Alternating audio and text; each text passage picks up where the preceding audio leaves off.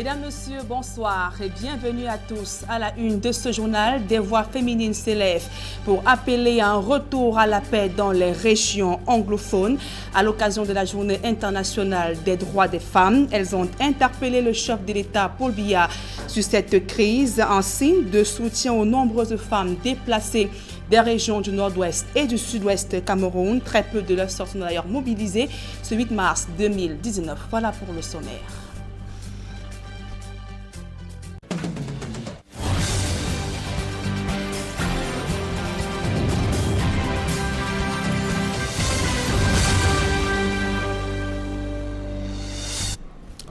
Mesdames, Messieurs, une fois encore, bonsoir et merci d'honorer ce rendez-vous de l'information sur Equinox Télévision à l'occasion du défilé marquant la célébration de la 34e édition de la Journée internationale de la femme. Le boulevard du 20 mai à Yaoundé, des femmes se sont engagées dans la promotion de la paix et du vivre ensemble. Le défilé était présidé par la première dame Chantal Biya. Le reportage de Guy Zogo et Emmanuel Diop.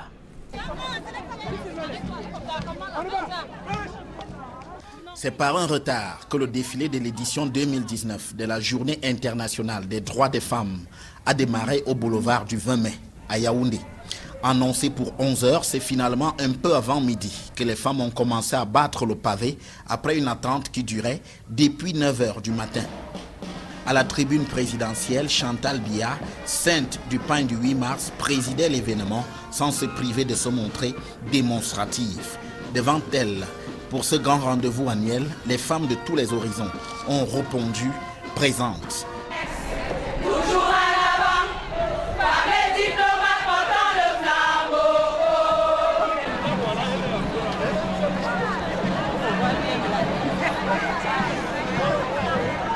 Avec une moyenne de 5 minutes par passage, les femmes, tant des services publics que privés, ont signé leur participation active à cette 34e édition de la Journée internationale des droits des femmes.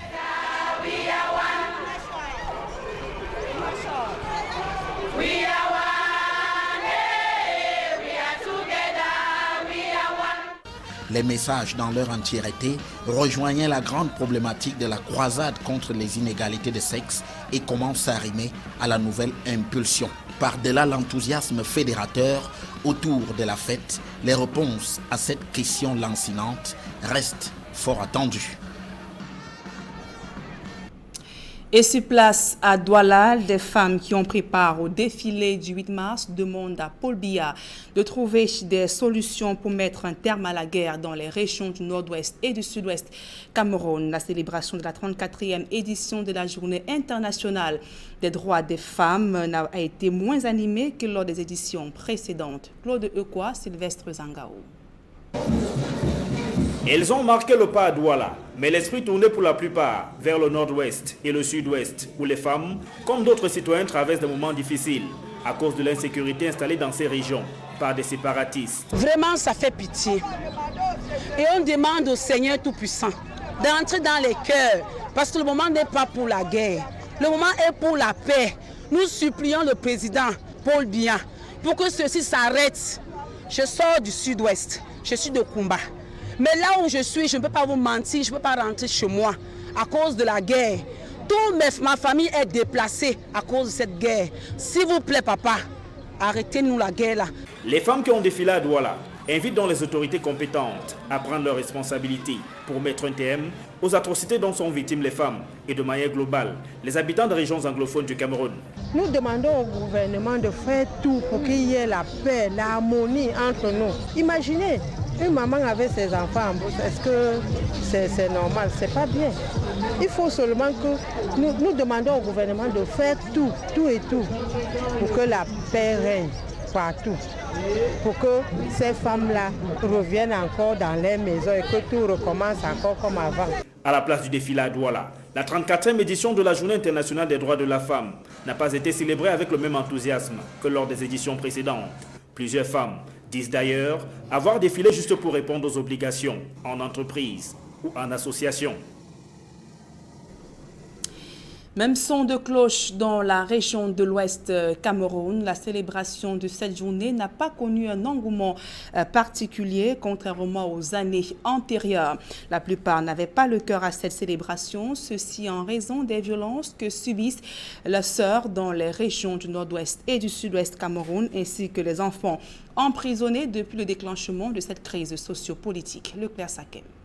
Autre édition de la Journée internationale de la femme dans la région de l'Ouest aura été celle de toutes les attentions, avec une faible participation des femmes dans les différentes places des fêtes.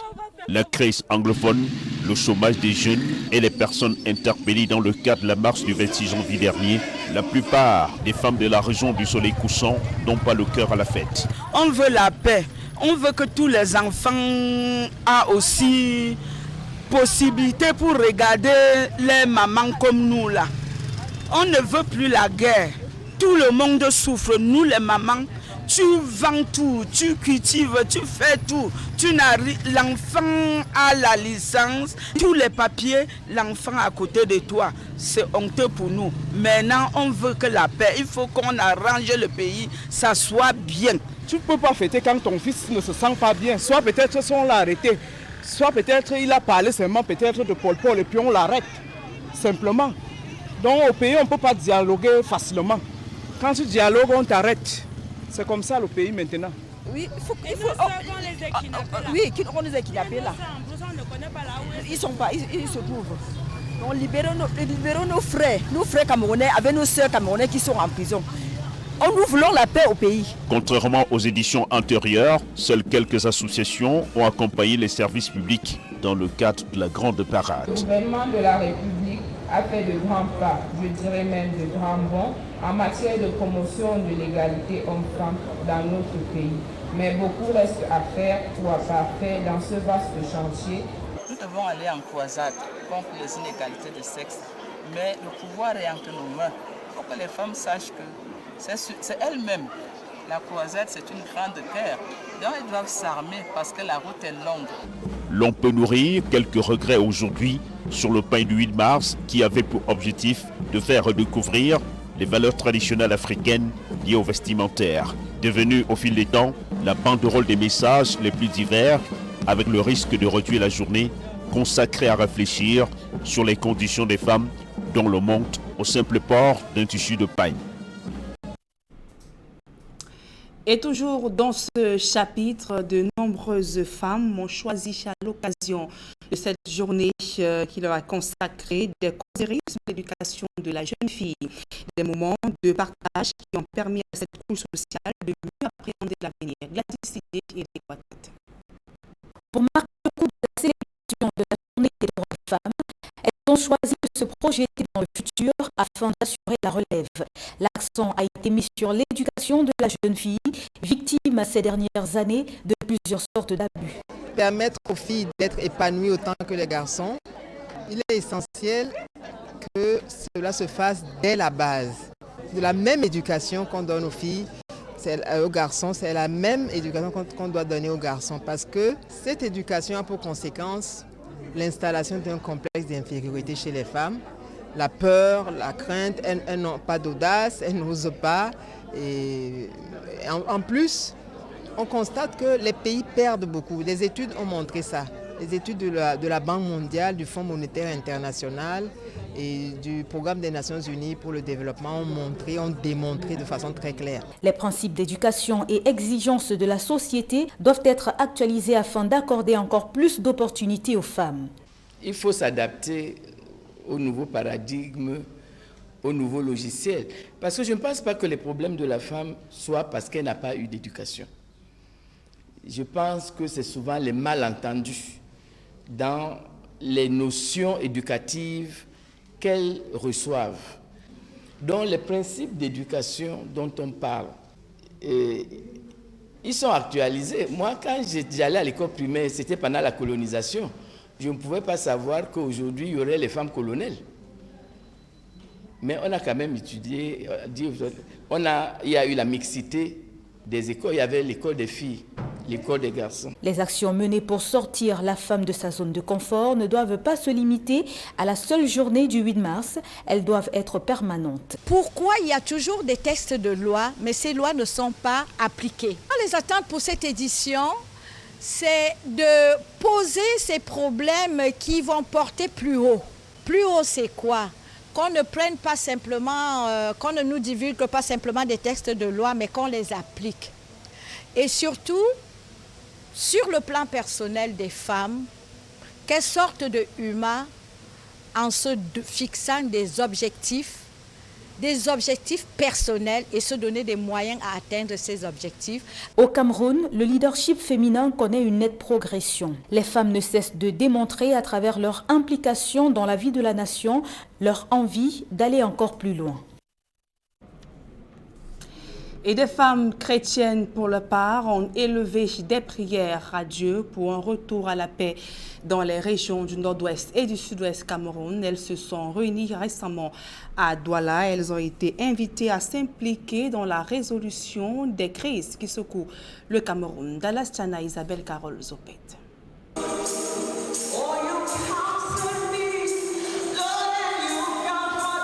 À la maison du parti de Bonanjo à Douala, des femmes venues en grand nombre élèvent chants et prières vers le ciel pour implorer le Très-Haut afin qu'il restaure la paix et l'unité au Cameroun.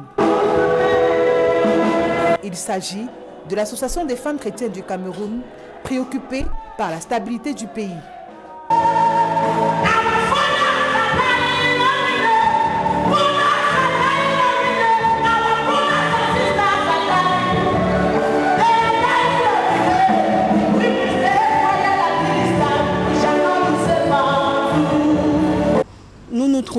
Nous devons oublier le moi dans nos différences. Nous devons oublier ce qui nous met de barrières et cherchons à ce qui va nous donner de la paix, de le vivre ensemble. Vous voyez un peu, c'est pour ça que nous avons souhaité faire une messe œcuménique. Dieu est en train de chercher des femmes. Dieu cherche des femmes là qui vont avoir le souci de la nation, qui vont chercher à bâtir ce pays dans la paix, dans la stabilité et dans l'unité. Cette messe œcuménique s'est déroulée durant 2 jours en présence d'autorités religieuses et traditionnelles, au premier rang desquelles le gouverneur de la région du littoral. Les différents ministres du culte présents à cette occasion ont tous exhorté le Très-Haut à toucher le cœur de ceux qui sèment le trouble au Cameroun. Les fidèles, quant à eux, ont été invités à davantage mettre en pratique au quotidien les valeurs qu'enseignent les Saintes Écritures pour la préservation de l'unité nationale. Il faut que le salut du Cameroun passe par les mamans. Et si les mamans pleurent, Dieu entendra dans les cieux. Que le Cameroun soit béni au nom de Jésus. Un message bien reçu de tous. Tout ce que nous voyons au sud-ouest, vraiment nous sommes désolés. Nous plaidons que le Seigneur réagisse, que le Seigneur intervienne, que le Seigneur rebâtisse ce pays. Pour l'Association des femmes chrétiennes du Cameroun, il est question d'interpeller la gente féminine, de s'impliquer profondément dans la résolution de la crise anglophone. Les femmes soient conscientes de tout ce qui se passe dans notre nation aujourd'hui. Que les femmes aient le fardeau. Puisque une femme, c'est quoi? Une femme, c'est la porteuse de l'humanité. C'est la femme qui tient sa famille, c'est elle qui tient sa communauté, c'est elle qui tient sa nation. Et que si nous, les femmes, nous pouvons nous lever, puisque nous n'avons pas des armes, nous ne combattons pas contre la chair et le sang, mais nous combattons contre les esprits ténébreux qui manipulent nos enfants, qui poussent l'enfant à porter de l'arme. Et tout cela, ça rend notre vie dans l'insécurité, ça rend notre vie instable, notre économie instable. Après cette première édition réussie, rendez-vous à Yaoundé pour la prochaine édition.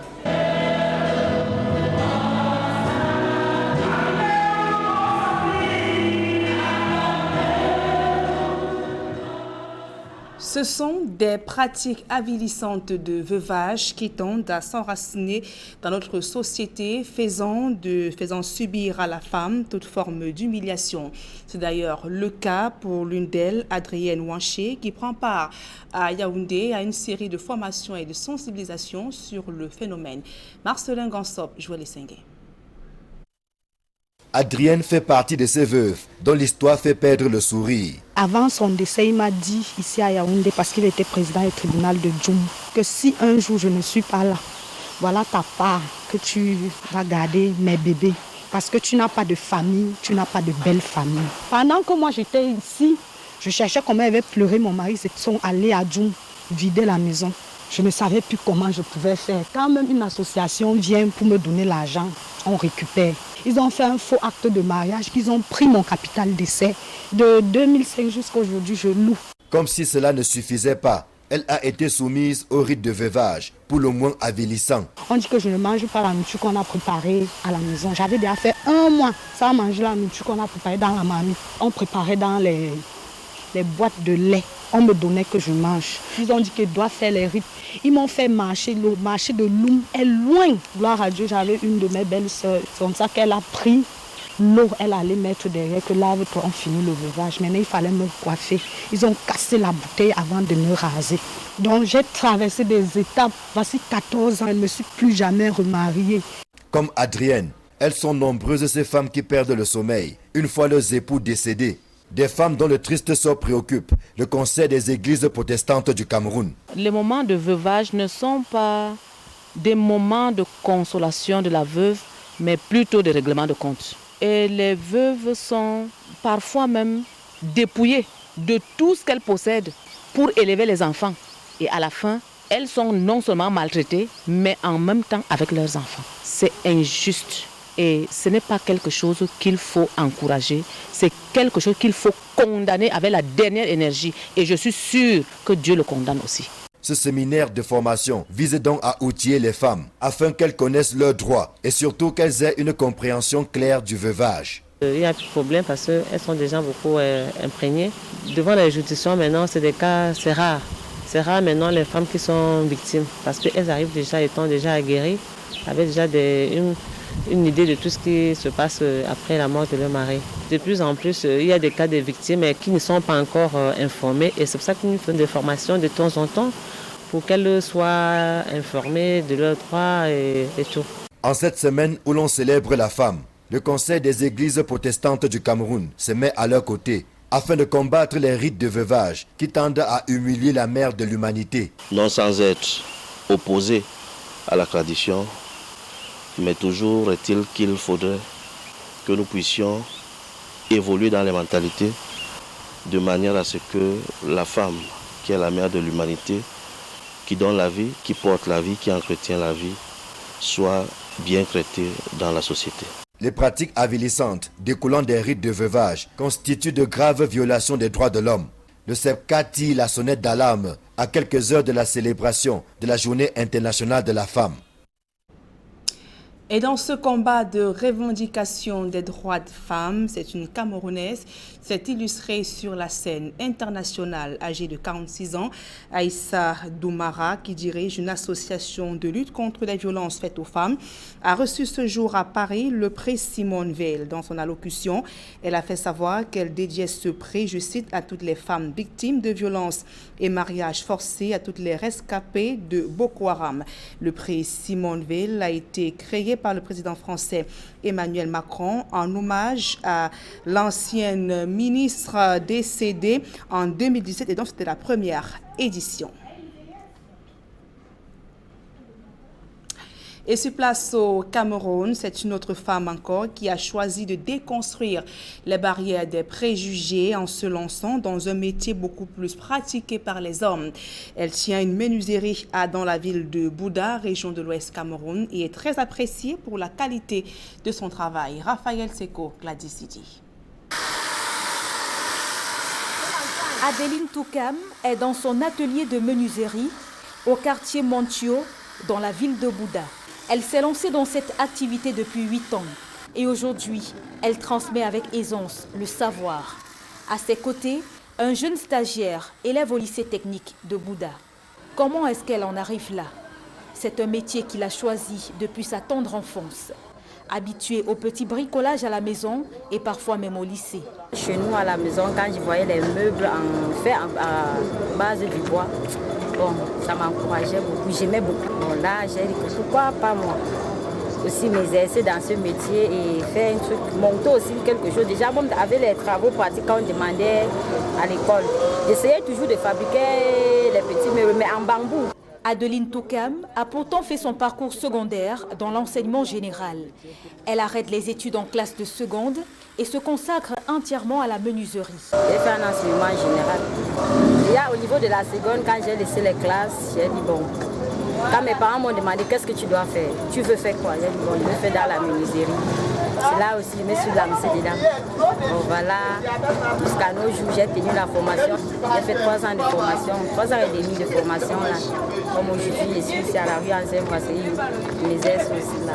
Aujourd'hui, Adeline est une femme épanouie dans son travail, engagée, autonome, avec comme défi celui de transmettre le savoir aux jeunes qui s'intéressent à la menuiserie. Il n'y a pas de métier pour les hommes et pour les femmes. Tout métier, bon, je peux dire, tout métier peut s'exercer par toute personne. J'encourage plus d'autres d'entrer dans ce métier comme moi. Tout c'est dans le cœur. Qui veut peut. Parce que si je ne voulais pas, je ne devrais pas être dans ce métier. J'avais beaucoup aimé. J'ai une fille stagiaire du lycée technique, elle fait son cap. Elle est là chaque vacances. Bon, cette année, elle fait son cap. J'en ai eu 3 cette année, parmi lesquelles il y a une fille. Grâce à la menuiserie, Adeline Toukam a réussi à donner un sens à sa vie. En déconstruisant les stéréotypes sur les métiers dits consacrés uniquement aux hommes ou encore aux femmes. C'est avec fierté qu'elle exerce aujourd'hui le métier de menuisier. Et dans le reste de l'actualité, pourquoi les importateurs boudent le port autonome de Kribi 1 an après son entrée en service en concertation à Douala au JICAM, le top management de cette plateforme portuaire a déclaré que l'infrastructure demeure sous-exploitée malgré la réduction du coût des prestations. Innocent Abega, Jean-Paul Choniat. 1 an après sa mise en service, le port en eau profonde de Kribi est encore très sous-exploité du réel niveau de ses capacités en logistique et manutention. Son volume d'activité affiche seulement 264 escales de navires, 137 000 conteneurs manutentionnés, 50 000 mètres cubes de bois exportés. Nous savons notre offre pour l'instant insuffisante, aussi bien en qualité qu'en quantité. Raison pour laquelle, sur cet aspect spécifique, nous nous sommes engagés à mettre le plus rapidement possible à disposition des espaces dédiés pour tous ceux qui visent à plus ou moins brève échéance le transfèrement de leurs activités sur la plateforme de Kribi. Sur cette sous-exploitation du port de Kribi, le JICAM soulève des préoccupations reçues des importateurs nationaux et étrangers. La situation même du port autonome de Kribi suscite beaucoup d'interrogations. Parfois jusqu'à des responsabilités les plus élevées, les gens continuent à se demander est-ce que ce port fonctionne déjà et quelles sont les opportunités qu'on peut y avoir en termes de foncier, en termes de logistique, en termes de développement des affaires. Pour se rendre attractif, le port autonome de Kribi a même réduit de 20% les tarifs de ses prestations de services. Mais jusque-là, les importateurs redoutent Kribi pour l'évacuation des marchandises vers l'arrière-pays, faute de route opérationnelle au départ du port de Kribi. Le tronçon qui part de Kribi aussi du port en Boreux, sur 38 km et demi, est avancé à 90%. Et le gouvernement est en train de chercher les financements pour construire également le tronçon qui partira de Kribi à EDR. Je ne voudrais pas parler également ici de construction du chemin de fer où les études sont achevées. Fort de toutes ces facilités et opportunités que boudent encore les importateurs, le top management du port autonome de Kribi est au JICAM pour faire des yeux doux aux importateurs et entreprises maritimes qui préfèrent pour l'instant préserver leurs acquis au port autonome de Douala. 8 mois, c'est le temps qu'il faudra pour doter la commune de Bibé d'un hôtel de ville digne de ce nom. En procédant à la pose de la première pierre, le préfet de la Haute-Sanaga a prescrit l'accélération des travaux ainsi que l'exécution dans les règles de l'art ce chantier. Charles Melingui, Marcelin Gonsop. Voici le siège actuel de la mairie de Bibé dans la Haute-Sanaga. Un bâtiment qui a fait son temps et qui n'est plus adapté aux ambitions d'une commune qui vise haut. Les autorités l'ont finalement compris en décidant de doter Bibé d'un hôtel de ville digne de ce nom. Le coup d'envoi des travaux est donné par le préfet de la Haute-Sanaga. Il s'agit là d'un happy end. Après une longue procédure de passation du dit marché, au cours de laquelle la nécessité de se résoudre sur une entreprise crédible a été le seul souci des parties prenantes qui ont veillé à la régularité de toutes les phases de la procédure de passation du dit marché. Je souhaite que la phase exécutoire de ce projet bénéficie du même intérêt pour qu'à terme, seul le professionnalisme et l'exécution selon les règles de l'art triomphent. Les populations n'attendent également pas mieux qu'une accélération des travaux, afin que ce projet ne connaisse pas le triste sort des chantiers lancés à grand renfort de publicité, puis abandonnés dans la broussaille, une fois la première pierre posée. Nous aimerons que cette pierre qui a été posée pour la première fois aujourd'hui dans ce village soit une réalité, ne soit pas une illusion, mais nous aimerons peu, après 8 mois, que cet édifice sera bel et bien aujourd'hui présent à Bibé. La qualité des travaux préoccupe également l'autorité administrative, qui n'a pas manqué d'interpeller les différents maillons de la chaîne de construction de cet édifice. À la mission de contrôle, ainsi qu'aux ingénieurs de l'État et à tous les autres acteurs intervenant dans l'exécution du présent marché en particulier, d'être regardants et rigoureux sur le respect scrupuleux des normes de construction, du plan, de la qualité du travail et des délais d'exécution pour que l'hôtel de ville de Bibé soit beau, solide et livré dans les délais. La construction de l'hôtel de ville de Bibé va coûter la bagatelle d'environ 205 millions de francs CFA pour une durée d'exécution des travaux de 8 mois. Le compte à rebours est lancé. Je vous propose, avant de refermer ce journal, de suivre à présent ce public reportage de Global Trade. Israël, un petit pays par sa taille démographique, 9 millions d'habitants sans ressources naturelles terribles, et pourtant l'un des États du monde les plus forts sur le plan économique, parmi les 20 du monde. C'est ce pays du Moyen-Orient qui a inspiré les volontaires du Cameroun pour le développement durable. Le président de cette association qui a étudié en Israël a rassemblé conseillers municipaux, maires et autres acteurs de la vie locale afin de leur partager son expérience personnelle et sa connaissance de la réussite du modèle économique israélien. Un modèle adossé sur une obsession pour l'agriculture, la recherche pour le développement, l'éducation, les technologies de l'information et de la communication, etc.